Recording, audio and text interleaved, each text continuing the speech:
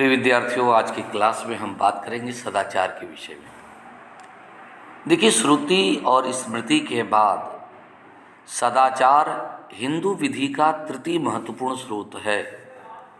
हिंदू शास्त्रकारों ने श्रुति स्मृति के साथ ही सदाचार को समान रूप से विधि का स्रोत स्वीकार किया है। सोर्सेज, ठीक है ना।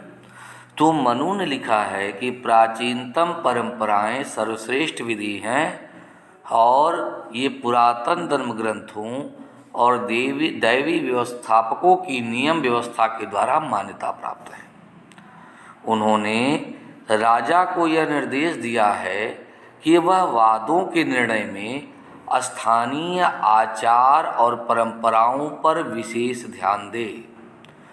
वाचस्पति और रघुनंदन द्वारा उद्धृत वामन पुराण के एक उदाहरण के अनुसार एक बात कही गई है कि किसी भी व्यक्ति को अपनी जनपद, परिवार, वर्ग, जाति द्वारा स्वीकृत जो अपनाए गए जो आचार और परंपराएं हैं उनकी अवहेलना नहीं करनी चाहिए। एक देश में सनातन यानी लंबे समय से चले आ रहे परंपरा उस देश की मान्यता प्राप्त विधि स्रोत होते हैं।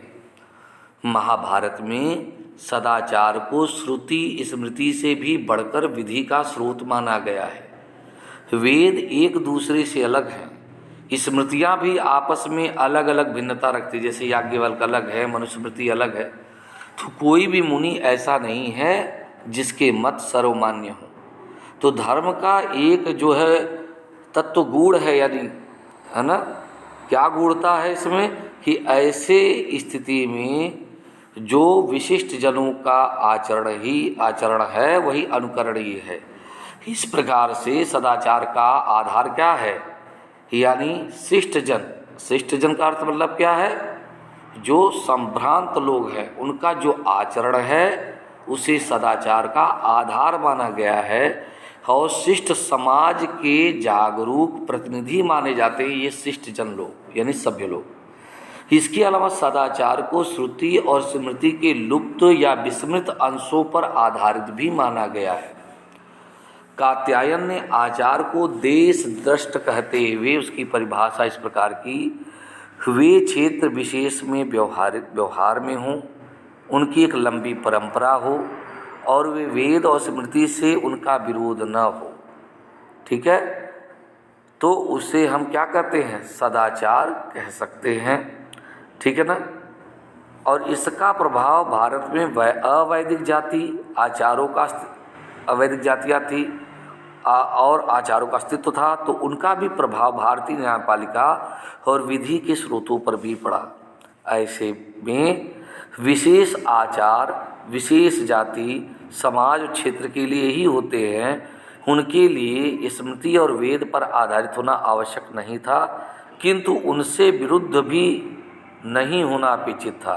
ये क्षेत्रीय अधिकार थे जिनका सर्वव्यापक न होना स्वाभाविक था। ठीक है।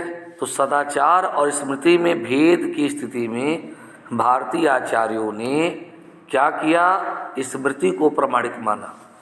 कुमारिल के अनुसार स्मृति का साक्षात संबंध वेद से होने से आचार के अपेक्षा स्मृति अधिक प्रमाणित है।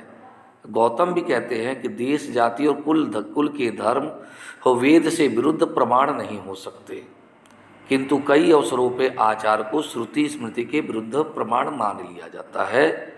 और विभिन्न धर्मों संप्रदायों के ऐसे आचार थे जो श्रुति के विपरीत थे। ठीक है, वे श्रुति परंपरा पर विश्वास नहीं करते थे, मतलब वेदांगों पर, किंतु उन्हें मान्यता दी गई है। तो राज्य उनके आचार निर्णय में उन्हें ही प्रमाण मानता था।